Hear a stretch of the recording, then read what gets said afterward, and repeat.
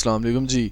अच्छा, last video में हम लोगों ने फूड सेफ्टी लेवल 1 जो ट्रेनिंग हम लोग कर रहे हैं उसमें से ये इसका फर्स्ट वाला हिस्सा किया था, इंट्रोडक्शन टू फूड सेफ्टी। उसमें हम लोगों ने फूड सेफ्टी को देखा था, उसकी डेफिनेशन, इम्पोर्टेंस, की ऑब्जेक्टिव्स को देखा था। फूड सेफ्टी लेजिस्लेशन को देखा था जिसमें हम लोगों ने हैसब और लोकल बॉडी अथॉरिटीज़ जो थी उसको हम लोगों ने डिस्कस किया था। आज की इस वीडियो में इंशाल्लाह हम लोगों ने प्रॉपर ट्रेनिंग का आगाज़ कर देना है पर्सनल हाइजीन से। पर्सनल हाइजीन से हम लोगों ने इस ट्रेनिंग का आगाज़ कर देना है। फूड सेफ्टी में पर्सनल हाइजीन जो है इसकी बहुत ज़्यादा इंपॉर्टेंस है। पर्सनल हाइजीन के बगैर फूड सेफ्टी ज़ीरो। तो आज की इस वीडियो में इंशाल्लाह हम लोग पर्सनल हाइजीन को इसके सारे जो स्टेप्स हैं, इसकी आउटलाइन के ये जो सारे स्टेप हैं इसको हम लोग डिस्कस करेंगे इंशाल्लाह।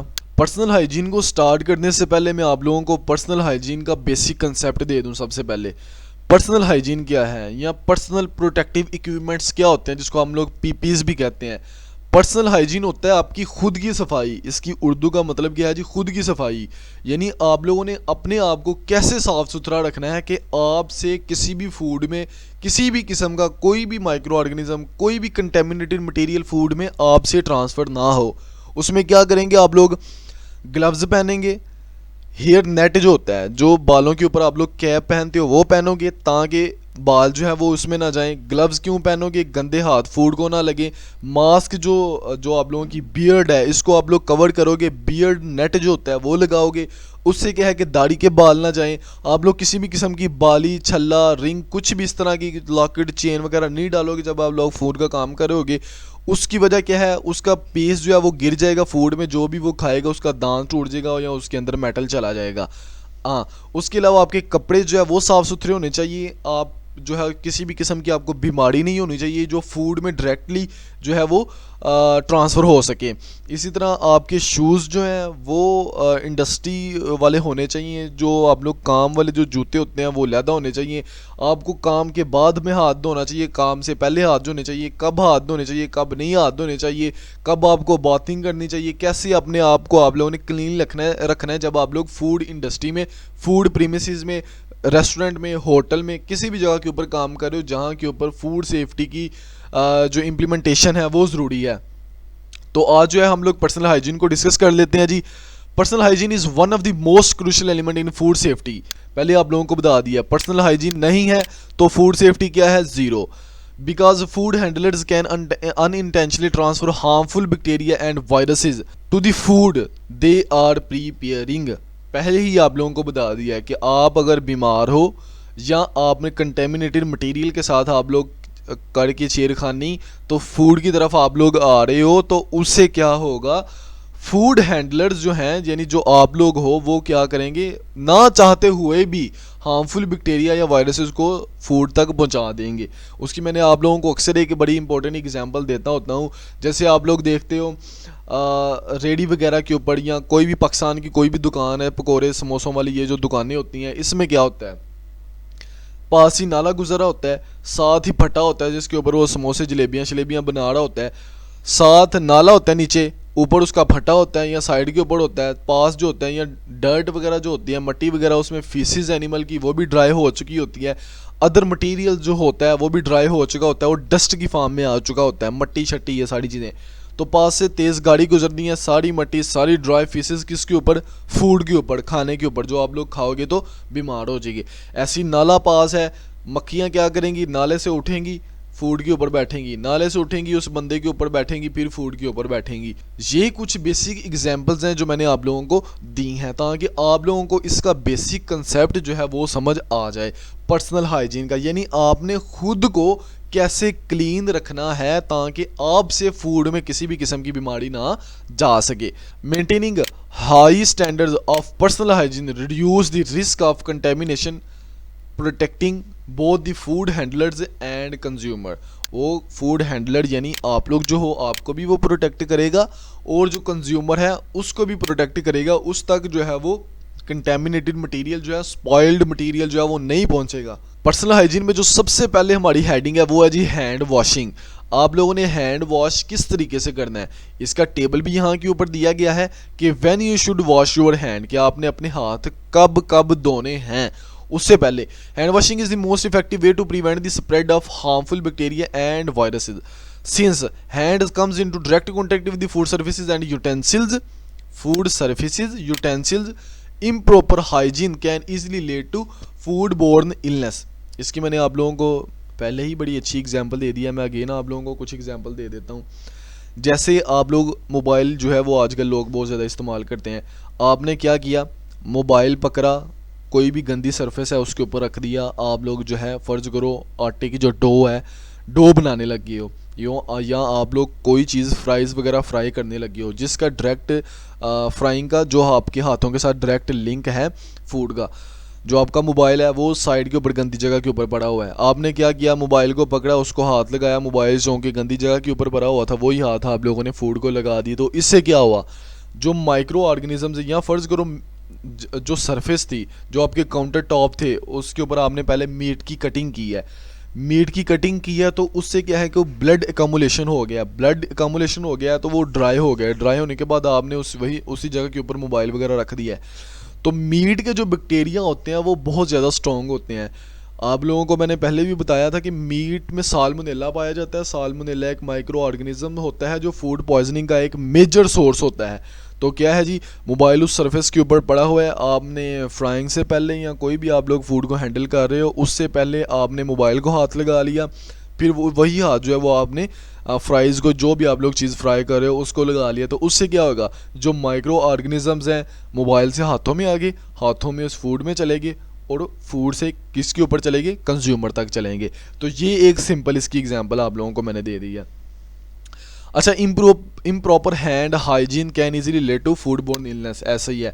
अब जो है वो साल्मोनेला जो है वो मोबाइल के ज़रिए आपके हाथों में और हाथों के ज़रिए आप लोगों की फूड में चला गया, जो बंदा उसको खाएगा उसको इजीली फूड पॉइजनिंग जैसा केस, वॉमिटिंग, डायरिया, डिसेंट्री, इस तरह का इशू आ सकता है।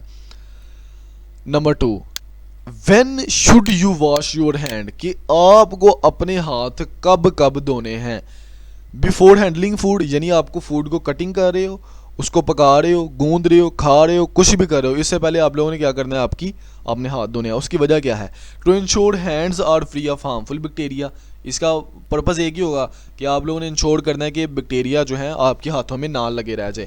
दूसरा, टॉयलेट को यूज़ करने के बाद, टॉयलेट जो है आप लोगों को पता है फीसिस में जो है वो इतने स्ट्रॉन्ग बैक्टीरिया होते हैं कि इवन के वो बाज़-औक़ात आपके धोने से भी नहीं उतरते। सो आप लोगों को सोप के साथ आफ्टर टॉयलेट जो है वो हाथ लाजमी धोने चाहिए। फीसिस में जो माइक्रो ऑर्गेनिज्म जो बैक्टीरिया पाए जाते हैं वो बड़े स्ट्रॉन्ग होते हैं, वो food poisoning, dysentery, nausea, vomiting, इस तरह के इश्यूज़ करने में बड़ा इंपॉर्टेंट रोल प्ले करते हैं। उसमें कुछ इंपॉर्टेंट बैक्टीरिया जैसे इकोलाई होता है, ये इंपॉर्टेंट बैक्टीरिया उसमें, to prevent contamination from the faecal bacteria like E coli, पहले आप लोगों को बता दिया। अच्छा, उसके बाद कब हाथ धोने हैं, after handling raw meat, poultry और सी फूड।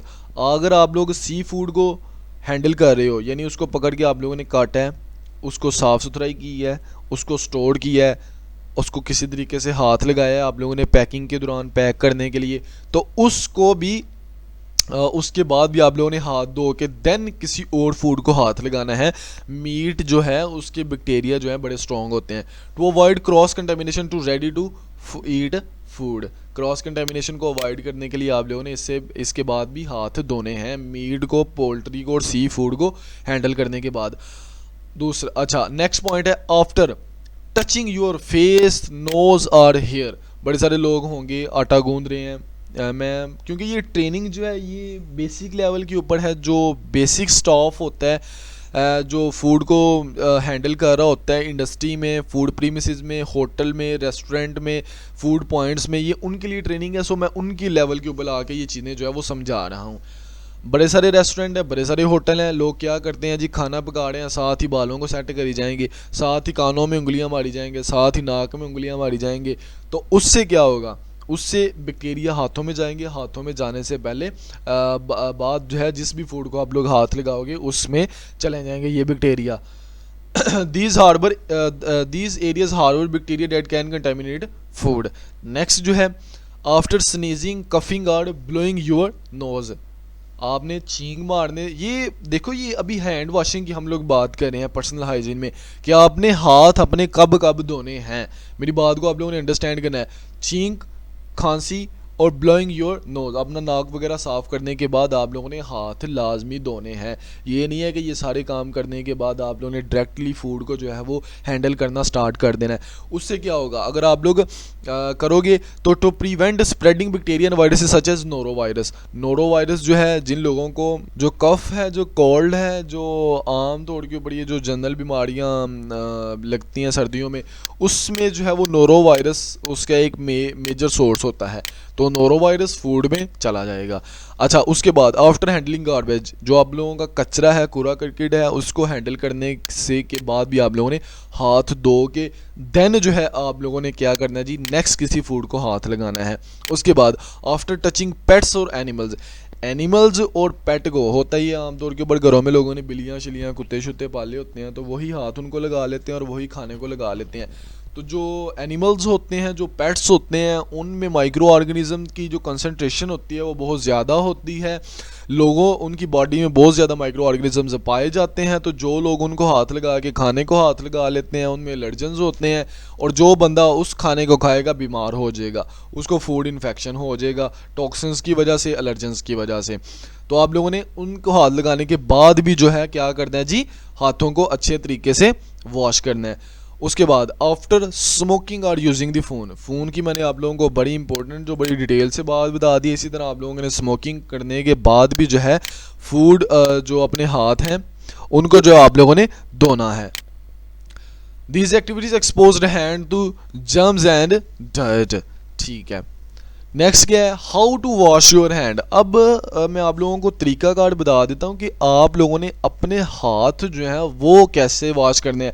ये नहीं करना जल्दी से कि साबुन वगैरह लगाए हाथों को धो दो के साबुन भी अच्छे तरीके से नहीं लगा और बस आओगे ना, ऐसे नहीं करना। माइक्रो ऑर्गेनिज्म हाथों में रह जाते हैं, ख़ास करके मीट के जो बैक्टीरिया होते हैं। सबसे पहले नंबर 1 स्टेप है wet hands with clean running water, warm और कोल्ड एंड अप्लाई सोप। सबसे पहले क्या करना है जी, आप लोगों ने हाथों को साफ़ करना है रनिंग वाटर में, चाहे वो ठंडा है चाहे वो गर्म है, और आपने उसके ऊपर साबुन अप्लाई कर देना, साबुन उसको लगा लेना है। Number 2, lather the soap by rubbing hands together ensuring to cover the back of hand between fingers and under nails. लोगों को लोग क्या करते हैं जी, ऊपर ऊपर से हाथ धो लेते हैं, जो उसकी हैंड पीछे से हाथ नहीं धोते, फिंगर्स के अंदर से हाथ नहीं धोते लोग जो होते हैं, और नेल्स को जो है वो नहीं धोते लोग ना, तो जल्दी से हाथ धो लेते हैं, जिसकी वजह से जो है वो ख़राबी आती है। हाथों को जो है वो आपने कम अज़ कम जो है वो 20 सेकंड तक जो है 20 सेकंड तक आप लोगों ने स्क्रब करना होता है। 20 सेकंड तक करोगे फिर ही माइक्रो ऑर्गेनिज्म जो होंगे किल होंगे, अदरवाइज माइक्रो ऑर्गेनिज्म या अदर पार्टिकल जो होंगे वो आपके हाथों में से नहीं उतरेंगे। Number 3, scrub hand for at least 20 seconds, hum the happy birthday song twice to time yourself. Happy birthday कहता बोलते हुए आप लोगों ने क्या करना है जी, 20 सेकंड तक अपने हाथ धोने हैं। मुझे नहीं लगता जितने भी फूड हैंडलर्स होंगे वो अपने हाथों को 20 सेकंड तक धोते होंगे या नहीं धोते होंगे, लेकिन आप लोगों ने इस चीज़ को इंश्योर करना है कि आप लोगों ने अपने जो हाथ हैं वो 20 सेकंड तक लाजमी धोने हैं। Number 4, rinse hands thoroughly under clean running water. आप लोगों ने क्या करना है, अपने हाथों को रिंस करना है, धोना है, अच्छे तरीके से धोना है, ताकि जो सोप लगा हुआ है, जाहिर है सोप भी जो है वो एक केमिकल है, अगर वो भी फूड में चला जाएगा तो उससे भी लोगों को मसले हो जाएंगे। अब आपने पहले तो सोप लगा के अपने हाथों को धो लिया, यानी उससे माइक्रो ऑर्गेनिज्म जो हार्मफुल बैक्टीरिया हैं उसको आप लोगों ने उतार लिया, और अब क्या करना है, अब आप लोगों ने सोप उतारना है। सोप के लिए आप लोगों को रनिंग वाटर में अपने हाथों को अच्छे तरीके से रिंस करना है। अब नंबर 5 के ऊपर ड्राई करो हैंड्स को यूजिंग अ क्लीन टॉवल और एयर ड्रायर। हाँ, आप लोग क्लीन टॉवल को यूज़ कर सकते हो, टॉवल का क्लीन होना बहुत ज़रूरी है, या आप लोग एयर ड्रायर को यूज़ कर सकते हो। अवॉइड शेयर्ड टॉवल, जो शेयर टॉवल होते हैं जो एक बंदे से 2 बंदे इस्तेमाल करते हैं, उसको भी आप लोगों ने अवॉइड करना है। या आप लोग अपने हैंड जो डिस्पोजेबल टिश्यू पेपर्स होते हैं उससे भी आप लोग साफ़ कर सकते हो जी।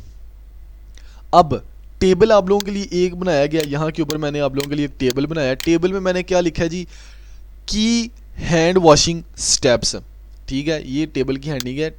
की हैंड वॉशिंग स्टेप्स जो हैं आप लोगों के लिए, स्टेप 1 वेट हैंड्स, इसी प्रोसेस को टेबल की फॉर्म में कन्वर्ट कर दिया है और उसकी इंपॉर्टेंस बता दी है, ठीक है, उसकी इंपॉर्टेंस बता दी है। यानी वेट हैंड करना है, leather soap, scrub 20 second, rinse thoroughly और ड्राई हैंड, ठीक है, इससे ये करना है। इससे क्या होगा जी, आपके हाथ अच्छे तरीके से जो वो साफ हो जाएंगे बिल्कुल। इंपॉर्टेंस क्या है, water helps remove dirt, soap lift the bacteria. Water ने क्या किया, आपके हाथ में जो डर्ट वगैरह लगी थी उसको का साफ कर दिया, सोप ने बैक्टीरिया को साफ कर दिया। उसके बाद क्रिएट्स फ्रिक्शन, रगड़ आप लोगों ने जब पैदा की तो उससे क्या हुआ, डर्ट लॉजन हो गई और बैक्टीरिया भी जो है वो लॉजन हो गई, यानी बैक्टीरिया उतरने स्टार्ट हो गए हाथों में से। उसके बाद ensure thoroughly cleaning in area where bacteria accumulate, यानी नेल वगैरह हो गए और हाथों की जो उल्टी साइड्स होती है और फिंगर्स के दरमियान, उससे बैक्टीरिया जो है वो उतरना स्टार्ट हो गई। Remove soap and bacteria from the hand, अब आप लोगों ने क्या करना है जी, रिमूव सोप को और बैक्टीरिया को हाथों से, उससे रिंस वाटर जो रनिंग वाटर होता है उससे आप लोगों ने करना है। ड्राइंग करना है हैंड को ताकि रिकंटेमिनेशन से बचा जा सके। ये नहीं है कि आप लोगों ने टॉवल किसी और का इस्तेमाल करिए, अगेन रिकंटेमिनेशन होगी, इससे भी आप लोगों ने अवॉइड करना है। अब उसकी एग्जांपल मैं आप लोगों को बता देता हूँ। Example of poor hand hygiene, a chef handles raw chicken and then prepare a salad without washing their hand.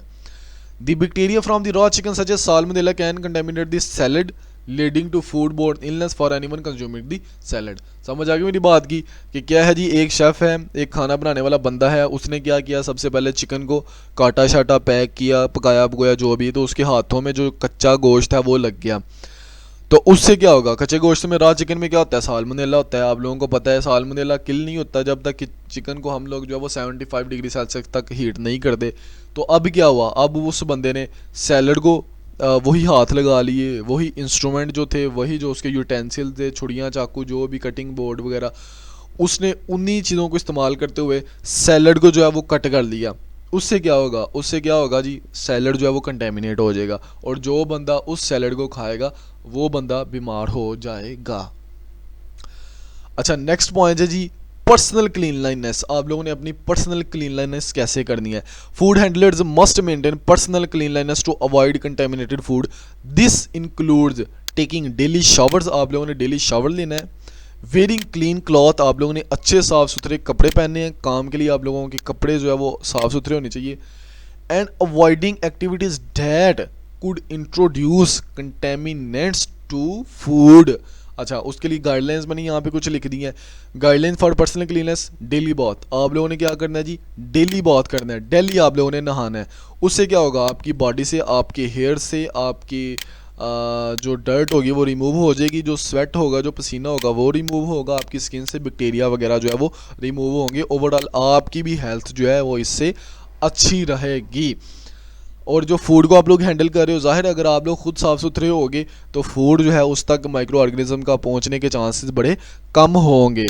Second, clean uniform, आप लोगों का जो यूनिफॉर्म है, जो भी आप कपड़े पहन के आ रहे हो फूड का काम करने के लिए, फूड की कटिंग के लिए, फूड की पैकिंग के लिए, फूड की स्टोरेज के लिए, ट्रांसपोर्टेशन के लिए, उसको उठा रहे हो, रख रहे हो, पका रहे हो, गूंद रहे हो, जो भी कर रहे हो, अगर आपके कपड़े साफ़ सुथरे नहीं होंगे, कपड़ों वगैरह को ग्रीस वगैरह लगी होगी, कपड़ों को डर्ट, मट्टी, कुछ भी इस तरह का ब्लड वगैरह लगा होगा, तो वो जो है वो किसी भी तरीके से आपके फूड में चला जाएगा।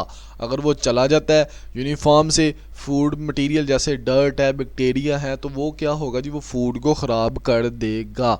अच्छा, नेक्स्ट इसकी एग्जांपल बड़ी अच्छी मैंने आप लोगों के लिए यहाँ पे लिख दिया है। A food handler who spills raw meat juices on their aprons should change it before working with ready to eat food like sandwiches. Example आप लोगों को बड़ी अच्छी दी है कि किसी ने मीट का काम किया है, ठीक है, मीट का काम किया है, मीट का जो ब्लड है, जो मीट में से जो जूसेस वगैरह निकली हैं, वो उसकी जो एप्रन है जो उसने पहनी हुई है, एप्रन आगे जो एक कपड़ा लटकाया होता है उसको एप्रन कहते हैं, या उसके कपड़ों वगैरह के ऊपर जो है वो ब्लड के स्पॉट्स लग गए हैं, ब्लड लग गया या मीट जूसेस लग गए हैं, तो उसको चाहिए कि फ़ौरन से वो कपड़े चेंज करे और फिर जाके अगर उसने कोई और काम करना है, बेकरी में सैंडविचेस बनानी है, उसने बिस्किट्स बनाने हैं, उसने पिज़्ज़ा बनाना है, उसने अदर कोई भी खाने वाली चीज़ बनानी है ना, कस्टर्ड है, केक्स हैं, मिठाइयाँ हैं, ड्रिंक्स हैं, कुछ भी उसने बनाना है, तो उसको काम करने से पहले जो है उसको चाहिए कि ये एप्रन जिसके ऊपर ब्लड के अकामुलेटेड ब्लड जो है वो अकामुलेटेड है उसको चेंज करे।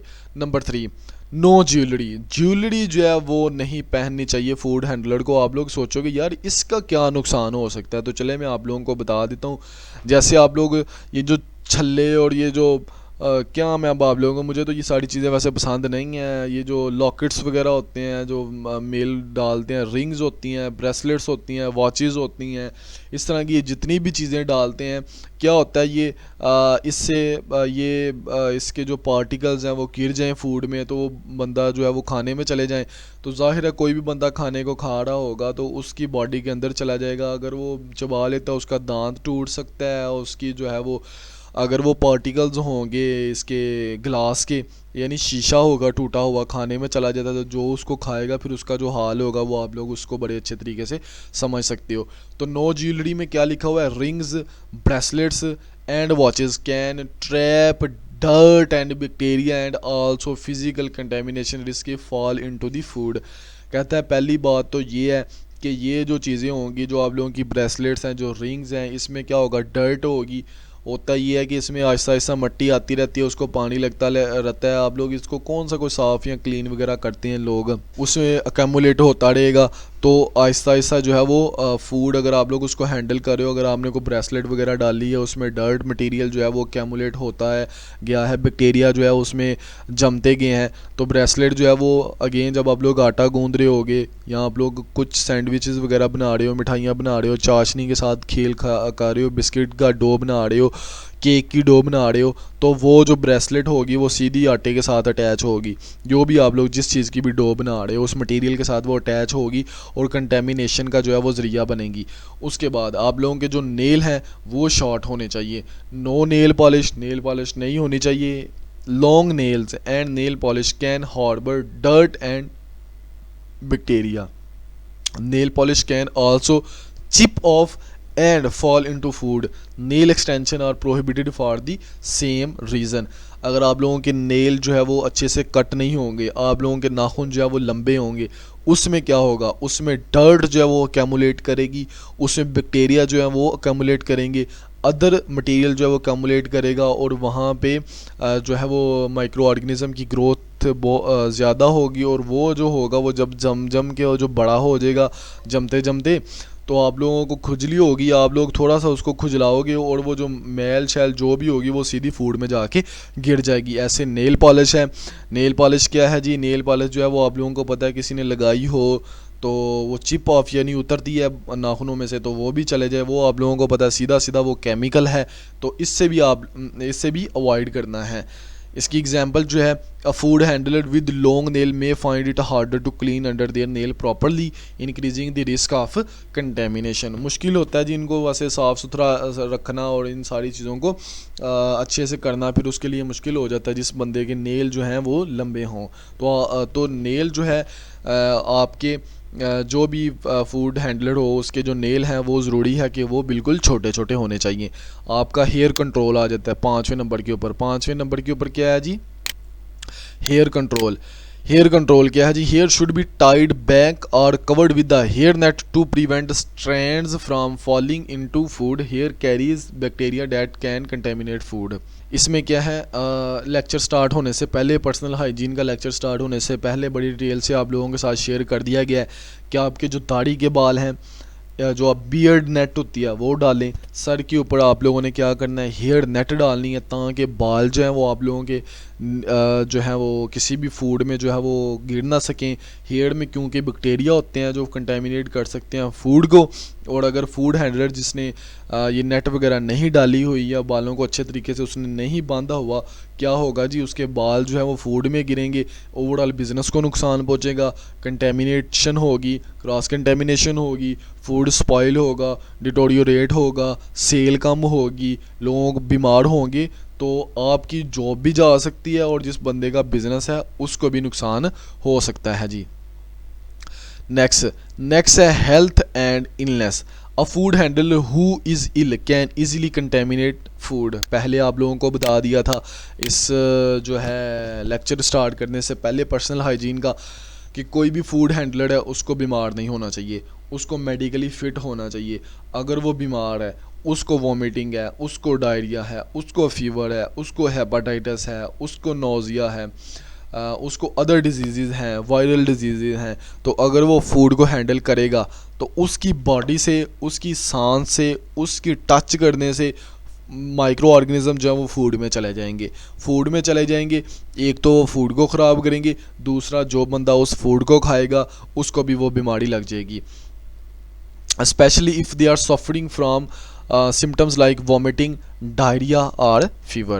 Bacteria and viruses from a sick food handler can spread surfaces, utensils and food, leading to outbreak of foodborne illness. ऐसा ही है, मैंने आप लोगों को ये पहले ही एक्सप्लेन सारी चीज़ें कर दी हुई हैं कि बंदे को कभी भी बीमार नहीं होना चाहिए अगर वो फूड हैंडलिंग का काम कर रहा है, फूड को हैंडल कर रहा है किसी भी तरीके से, चाहे फूड को पका रहा है, उसको काट रहा है, उसकी मैन्युफैक्चरिंग कर रहा है, उसको पैक कर रहा है, स्टोर कर रहा है, ट्रांसपोर्ट कर रहा है, कुछ भी कर रहा है, तो उसका अगर डायरेक्ट लिंक्ड है फूड के साथ तो उसको क्या है जी, बीमार नहीं होना चाहिए।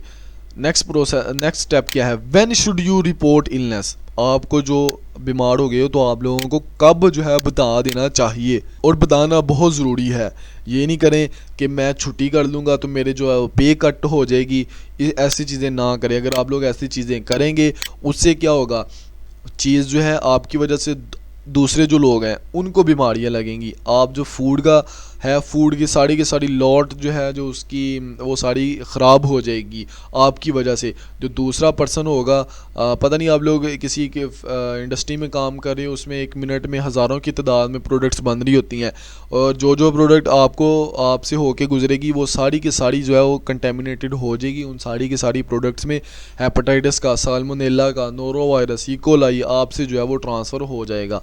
तो इस चीज़ों को आप लोगों ने गौर से देखना है, आपने फौरी तौर के ऊपर बताना है। अगर आपको इलनेस किसी भी चीज़ की बीमारी जो है, या सर दर्द है, vomiting, diarrhoea, nausea, cramps, dysentery, कुछ भी हो रहा है, आपने अपने सुपरवाइज़र को रिपोर्ट लाजमी करना है उसी टाइम। इसको पढ़ लेते हैं एक दफ़ा। If you have symptoms of gastrointestinal illness, जिसमें आपके पास such as diarrhoea, vomiting, nausea, you should report it to your supervisor and refrain from working with the food until you are symptoms free.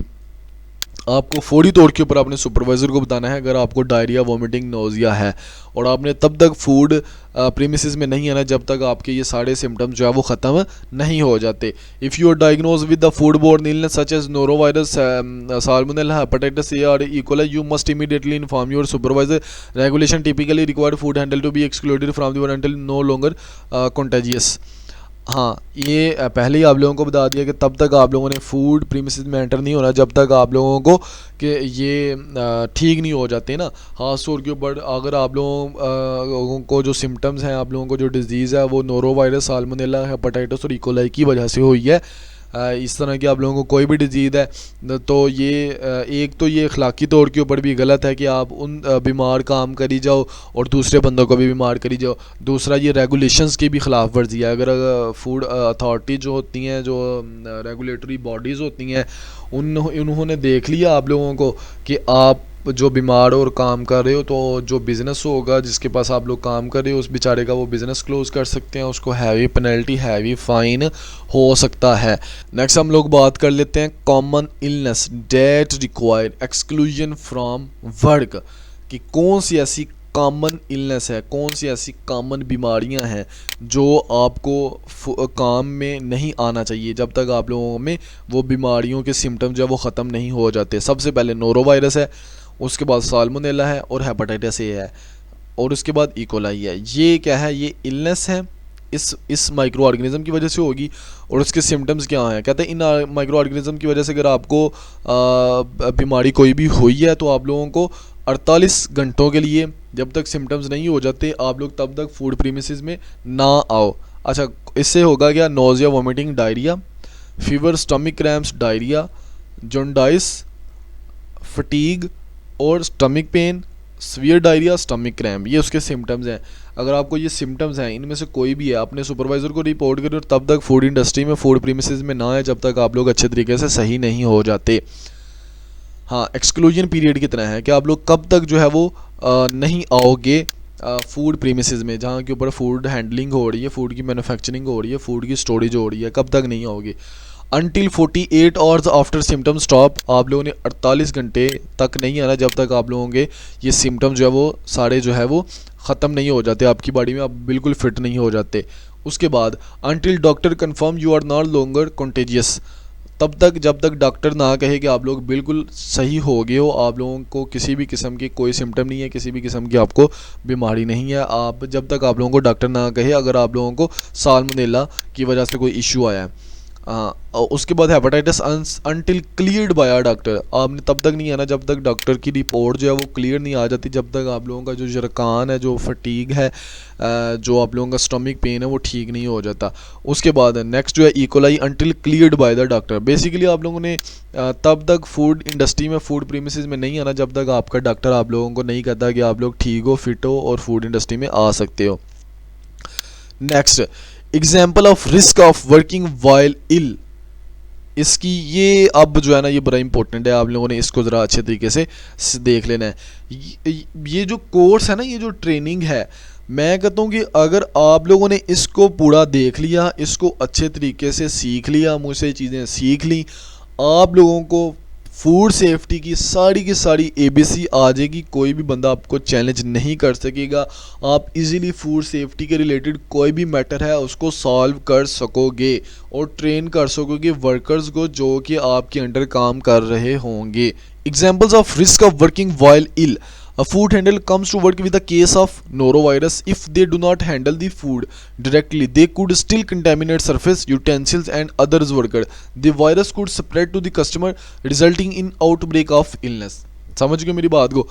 कह रहा अगर कोई बंदा बीमार है, उसको नोरो वायरस की वजह से बीमारी हुई है, तो वो क्या है, अगर वो फूड को डायरेक्टली हैंडल नहीं भी करे, बीमार है, काम नहीं भी कर रहा, वो किन को ख़राब करेगा, वो किन को कंटेमिनेट करेगा, यूटेंसिल्स को, बर्तन जितने भी आप लोग खाने के लिए इस्तेमाल करो, छुरियाँ, चाकू, चम्मच, प्लेट, जो भी आप लोग इस्तेमाल करो, मशीनरी वगैरह, इंस्ट्रूमेंट वगैरह, उनको कंटेमिनेट करेगा। उसके बाद जो अदर इसके साथ वर्कर्स काम कर रहे हैं, उनको सांस के ज़रिए, बातों के ज़रिए, छींक के ज़रिए, खांसी के ज़रिए उन तक ये बीमारी पहुंचेगी और जो सर्फेसिस होंगी उनको कंटेमिनेट करेगा। जैसे कि चॉपिंग बोर्ड्स हो गए आप लोगों के, आप लोगों की जो अदर शेल्व्स होती हैं जहाँ के ऊपर फूड पड़ा होता है, उनको कंटेमिनेट करेगा।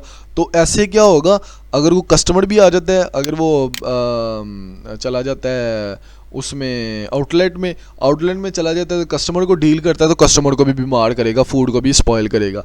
तो ये इस हद तक जो है वो ख़तरनाक हो सकता है। तो आप लोगों ने इस चीज़ को इंश्योर करना है कि जो जिसकी भी आप लोग ट्रेनिंग करवा रहे हो या इवन आप लोग खुद फूड हैंडलर हो, तो आपने तब तक जो है वो फूड प्रीमिसेस में एंटर नहीं होना जब तक आप बिल्कुल सही नहीं हो जाते ना, सेहतमंद नहीं हो जाते, आपको किसी भी किस्म के सिम्टम्स ना रहे तब तक। नेक्स्ट है जी पर्सनल प्रोटेक्टिव इक्विपमेंट्स, पीपीज, ठीक है, इसको कहते हैं पीपीज। ये बड़ी इंपॉर्टेंट टर्म है, अक्सर जो इंटरव्यू में, फूड सेफ्टी के इंटरव्यू में ये पूछी जाती है कि पीपी क्या होता है। मैं आपको बता देता हूँ। To further ensure food safety, food handle must use personal protective equipment such as aprons, gloves, hair net. This equipment help to prevent contamination from the food handle body और क्लोथिंग। पर्सनल प्रोटेक्टिव इक्विपमेंट कौन से होंगे, आपके gloves होंगे, apron होगा, hair net होगा, जो head वाला होता है, हेयर नेट होगा, जो दाढ़ी वाला होता है, आपके शूज़ होंगे, आपके जो यूनिफॉर्म होगा वो होगा, आपका मास्क होगा, आपकी ग्लासेस होंगी। जो फूड को बेसिकली आपने अपने आप से बचाना है, आपने अपने आप से बचाना है। क्या आप, ज़ाहिर है एक बंदा जो फूड हैंडलिंग का काम कर रहा है, उसने डिफरेंट मटेरियल्स को हाथ वगैरह लगाना होता है, डिफरेंट मटेरियल को हैंडल करना होता है, उसने इक्विपमेंट को भी सही करना होता है, उसने खाने को भी पकाना होता है, चीज़ों को भी ऊपर नीचे रखना होता है। तो इस चीज़ को इंश्योर करना है कि किसी भी तरीके से जो कंटेमिनेटेड मटेरियल है वो फूड पे ना चले जाए। क्रॉस कंटेमिनेशन ना हो जाए, माइक्रो ऑर्गेनिज्म जो है वो आपसे फूड में ना चले जाएं, आपकी पर्सनल हाइजीन होना, आपकी पर्सनल प्रोटेक्टिव इक्विपमेंट का होना इन सारी चीज़ों को बड़ी हद तक कम कर देता है। पीपीज में सबसे पहले हमारे पास जो पॉइंट आता है वो है यूज़ ऑफ ग्लव्स। ग्लव्स आपने कब इस्तेमाल करते हैं, उनकी हाइजीन का ख्याल कैसे रखना है, ये सारी चीज़ें हम लोग डिस्कस कर लेते हैं। When to wear gloves? When handling ready to eat food like salads, sandwiches or cooked meat, when there are cuts or bandages on your hands. जब आपने सैलड्स को, जब आपने सैंडविचेस को, जब आपने कुकड मीट को हैंडल करना है, आपने ग्लव्स को यूज़ करना है। जब आपकी उंगलियां वगैरह के ऊपर ज़ख़म है, आपने वहाँ के ऊपर बैंडेजेस लगाई हैं, पट्टियाँ लगाई हैं, तब आपने ग्लव्स को यूज़ करना है। या आप लोग समझते हो कि मेरे हाथ गंदे हैं या अच्छे तरीके से साफ़ नहीं है, तो मैं आप फूड को हाथ लगाऊंगा या धोने की कोई फैसिलिटी नहीं है, तो आप लोगों ने ग्लव्स पहन लेने हैं। हाँ, ग्लव्स जो है वो आप लोगों के क्लीन होने चाहिए, अच्छी कंपनी की होनी चाहिए। ये नहीं है कि ग्लव्स ही कंटेमिनेट हो और आपको फूड को वो हैंडल कर रहे हो, तो वो भी काम ख़राब होगा। ग्लव्स बहुत ज़रूरी हैं। अगर आप लोग फूड सेफ्टी को इंश्योर करना चाहते हो तो उसमें 10% जो किरदार है वो ग्लव्स का है। आपको ग्लव्स जो है वो फूड हैंडलिंग के दौरान लाजमी पहनने चाहिए जहाँ के ऊपर पॉसिबल है। अब फ्राइंग है, फ्राइंग में पॉसिबल नहीं है। अगर आप फ्राइंग करोगे ग्लव्स पहन के तो तेल के छींटे होंगे, ये तेल आपकी हाथों को या कुछ भी लगेगा, तो उससे क्या होगा जी, ग्लव्स जो है पिघल जाएगा, हीट से पिघल जाएगा। तो इस चीज़ का भी आप लोगों ने ख्याल रखना है। ग्लव्स हाइजीन क्या है? Gloves must be change regularly specially after handling raw material, poultry और sea food. Number 2, gloves should never replace hand washing. Wash hands before putting on gloves and after removing them. कोई शक नहीं है जी, अगर आपने meet और poultry को handle करना है, सी फूड को हैंडल करना है, उसको कट करना है, कुक करना है, पैक करना है, स्टोर करना है, ग्लव्स बहुत ज़रूरी हैं, क्योंकि मीट के माइक्रो ऑर्गेनिज्म बड़े स्ट्रॉन्ग होते हैं। अगर हाँ, एक और चीज़ यहाँ के ऊपर मैंने आप लोगों के लिए बड़ी इंपॉर्टेंट चीज़ लिखी है निकाल के, कि हैंड वॉशिंग जो है वो कभी भी ग्लव्स को, जो ग्लव्स हैं वो हैंड वॉशिंग को जो है वो रिप्लेस नहीं कर सकते। हैंड वॉशिंग ज़रूरी है, इवन कि आप लोग ग्लव्स पहन रहे हो फिर भी हैंड वॉशिंग जो है वो ज़रूरी है। जब आपने ग्लव्स को पहनना है फिर भी हाथ धोने हैं, जब उतारना है फिर भी आप लोगों ने हाथ धोने हैं। हाँ, नेक्स्ट है जी proper use of hair nets. Hair nets must cover all hair include side buns and the back of the head. आपका जो आमतौर के ऊपर लोगों को जो है वो हेयर नेट भी डालना नहीं आता, जो हेयर कैप होता है जो जाली का वो होता है, लोगों को वो नहीं डालना आता, सिंपल लेते हैं और सर के ऊपर पहन लेते हैं। हालांकि उसको इस तरह पहनना चाहिए कि आपका हेड का एक भी बाल जो है वो उस कैप से बाहर ना हो, इस तरह आपको पहनना है। ऑल हेयर कवर होने चाहिए, इवन कि आपकी साइड्स जो होते हैं, जो आपके कान होते हैं, वो भी उसमें कवर होने चाहिए। Next, hair net should be worn at all time when handling food to prevent loose hairs from falling. पहले आप लोगों को बता दिया बड़ी डिटेल के साथ कि इन हेयर नेट्स का, चाहे वो बियर्ड नेट है, चाहे वो हेड की हेयर नेट है, चाहे वो बियर्ड की हेयर नेट है, उसका पर्पज़ एक ही है कि आपके जो बाल हैं, ज़ाहिर है बाल जो है उनमें माइक्रो ऑर्गेनिजम्स होते हैं, उनमें बैक्टीरिया होते हैं, तो वो फॉल कर जाएंगे, फूड में गिर जाएंगे, तो फूड जो है कंटेमिनेट होगा, जो उस फूड को खाएगा वो बंदा बीमार हो जाएगा, उसको डिजीज़ हो जाएगी, फूड पॉइजनिंग भी हो सकती है। ज़ाहिर है माइक्रो ऑर्गेनिज्म आपको पता है कि मल्टीप्लाई करते हैं बड़े तेज़ी के साथ, तो उनकी मल्टीप्लाइकेशन इवन के एक बैक्टीरिया है तो वो मल्टीप्लाई करके क्या होगा जी, वो पूरी की पूरी अपनी कॉलोनीज़ बना देगा। तो उससे क्या होगा, उससे ये होगा, और बैक्टीरिया की जो वहाँ पे कॉलोनीज़ हैं वो बढ़ती चली जाएंगी, फूड में उनकी जो सैचुरेशन है वो बढ़ती चली जाएगी, तो जो भी बंदा उस फूड को खाएगा बीमार हो जाएगा जी। उम्मीद करता हूँ आपको ये डिटेल से थोड़ा सा मैंने हेयर नेट के बारे में आपको बताया, आपको समझ आ गई होगी। इसी तरह आपकी एप्रन है, उसके बारे में हम लोगों ने बड़ी डिटेल से डिस्कशन की है कि एप्रन के ऊपर ब्लड अकमुलेट हो गया है, ब्लड की छींटें पड़ गई हैं, मीट जूसेस की छींटें पड़ गई हैं, मीट की जूसेस गिर गए हैं, तो आपने फौरी तौर के ऊपर उसको चेंज करना है। मास्क है, कोरोना वायरस के टाइम में आपको मास्क लगाना बड़ा ज़रूरी था, बट अब इस तरह की कोई भी जब वायरल डिजीज़ हो तो उसमें आप लोगों का मास्क लगाना भी बड़ा ज़रूरी होता है। उसके साथ क्या यहाँ पे मैंने एक एग्जांपल लिखी है, examples of improper PPEs use. A food handler wear gloves but fail to change them after handling raw chicken, then uses the same gloves to handle ready to eat food like salad, this result in cross contamination and food borne illness. Chicken और vegetables direct linked है इनका contamination का, cross contamination का।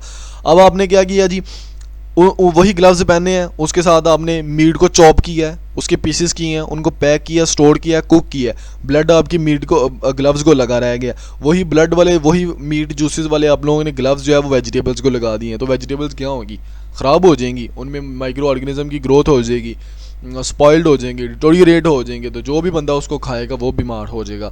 तो इसका भी आपने ख्याल रखना है, ग्लव्स को चेंज करना है। वेजिटेबल्स की कटिंग के लिए, वेजिटेबल्स की हैंडलिंग के लिए अलहदा ग्लव्स, मीट की हैंडलिंग के लिए अलहदा ग्लव्स। समरी बता देता हूँ जी आपको पर्सनल हाइजीन की। पर्सनल हाइजीन की समरी क्या है जी, summary of personal hygiene. Best practices कौन सी हैं? वॉशिंग हैंड फ्रीक्वेंटली, ये बेस्ट प्रैक्टिसेस हैं, उसकी रीज़न और एग्जांपल है, हर किसी का मैंने यही किया है। वेयरिंग क्लीन यूनिफॉर्म, आपने क्लीन यूनिफॉर्म पहनना है। आपने अपने नेल जो हैं वो छोटे रखने हैं, साफ रखने हैं। अगर आपको कोई बीमारी है तो आप लोगों ने फौरी तौर के ऊपर रिपोर्ट करना है। ये सब टॉपिक्स लिख दिए हैं ना यहाँ पे, बेस्ट प्रैक्टिस जो ऊपर हम लोगों ने डिस्कस किए उनकी ये बिल्कुल ये छोटे से पेज में ये सारी की सारी पर्सनल हाइजीन की समरी है। Using gloves and hair net, आपने ग्लव्स इस्तेमाल करने हैं, हेयर नेट इस्तेमाल करने हैं, ये सारी चीज़ें यहाँ के ऊपर समरी है। ऊपर आप लोगों को बता दिया कब इस्तेमाल करने हैं, कब नहीं इस्तेमाल करने हैं, कब इनको वॉश करना है, कब नहीं वॉश करना, कब इनको पहनना है, अच्छा तरीका क्या है पहनने का, इस्तेमाल करने का गुड जो सही तरीका है वो क्या है, वो सारी चीज़ें हम लोगों ने ऊपर डिस्कस कर ली हैं।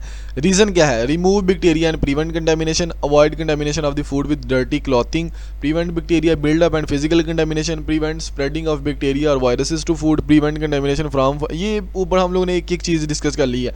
हाँ, एग्जाम्पल भी हम लोगों ने डिस्कस किया है, इसको एक दफ़ा आप लोगों ने देख लेना। अगर किसी भी चीज़ की समझ नहीं आती आप कमेंट सेक्शन में मुझे पूछ सकते हैं। एग्जाम्पल को डिस्कस कर लेते हैं। Washing hands after handling raw meat और यूजिंग दी रेस्ट रूम, पहले बता दिया था कि रेस्ट रूम में जाना है, सांस लेने के लिए जाना है, रेस्ट करने के लिए जाना है, मीट को पहले हैंडल किया है तो उसके बाद भी और उससे पहले भी आप लोगों ने हाथों को अच्छे तरीके से धोना है। आपने अच्छा क्लीन यूनिफॉर्म पहनना है, अपनी एप्रोन को चेंज करें अगर उसके ऊपर ब्लड एकमुलेट हो गया, उसके ऊपर मीट के जूसेस गिर गए हैं। उसके बाद अपने नाखूनों को, नेल पॉलिश को उतारें, अपने नाखून को छोटे करें। नेल पॉलिश जो है वो चिप ऑफ होकर खाने में गिरती है, उससे केमिकल्स हैं, सब्सटेंसेस हैं जो कि आप लोगों में स्टमक की डिफरेंट प्रॉब्लम जो है वो कॉज कर सकते हैं। आपने रिपोर्टिंग इलनेस को रिपोर्ट करें जब भी आपको इकोलाई की वजह से, साल्मोनेला की वजह से, नोरो वायरस की वजह से कोई भी बीमारी हो गई है, आपने सुपरवाइज़र को रिपोर्ट करना है। तब तक आपने फूड प्रीमिसेस में नहीं आना जब तक आप में सिम्टम्स कम्प्लीटली ख़त्म नहीं हो जाते। नेक्स्ट है जी, आप लोगों ने ग्लव्स जो है वो रेगुलरली चेंज करने हैं। हेयर नेट जो है वो रेगुलरली डेली की डेली चेंज करनी है। ये नहीं है कि आज एक हेयर नेट ली है और उसको महीना उसी के साथ गुजारना है। हेयर नेट का पर्पज़ कंटेमिनेशन को रोकना होता है, ना कि फैशन या उसको पहन के रखना होता है। नेक्स्ट ये लास्ट में आपके लिए एक पैराग्राफ मैंने लिखा है, maintaining high standard of personal hygiene is critical to food safety. Food handlers who practice good hygiene not only protect the food, सिर्फ वो फूड को नहीं प्रोटेक्ट करते। अच्छा, एंड के ऊपर ये एक पैराग्राफ मैंने लिखा है, बड़ा इंपॉर्टेंट पैराग्राफ है, इसको एक दफ़ा देख लेते हैं। Maintaining high standard of personal hygiene is critical to food safety. ठीक है, food handlers who practice good hygiene not only protect the food they work but also contribute to the safe environment for customer and colleagues. हाँ जी, ऐसा ही है। ऐसे बंदे, ऐसे फूड हैंडलर जो गुड हाइजीन की प्रैक्टिसेस को जो है वो इंश्योर करते हैं, वो सिर्फ और सिर्फ फूड को प्रोटेक्ट नहीं करते बल्कि ओवरऑल वो कस्टमर्स को प्रोटेक्ट करते हैं, उनको बीमारी होने से बचाते हैं, अपने जो कलीग्स होते हैं उनको बीमार होने से बचाते हैं, और ओवरऑल एक सेफ़ इन्वायरमेंट क्रिएट करते हैं। एक सोसाइटी में एक सेफ़ इन्वायरमेंट क्रिएट करते हैं जिसमें बीमारियाँ कम होती हैं। Personal cleanliness, proper hand washing, wearing PPEs and staying home when ill, all key factor preventing food contamination. हाँ जी, पर्सनल हाइजीन में हम लोगों ने यही देखा है कि पर्सनल क्लीनलीनेस कैसे आप लोगों ने करनी है, प्रॉपर हैंड वॉशिंग कैसे होनी चाहिए, पीपीज़ को कैसे पहनना है, और तब तक घर में रहना जब तक आप लोग बीमार हो, जब तक आप लोग कम्प्लीटली सही नहीं हो जाते और आपकी सारी जो सिम्टम्स हैं वो ख़त्म नहीं हो जाती।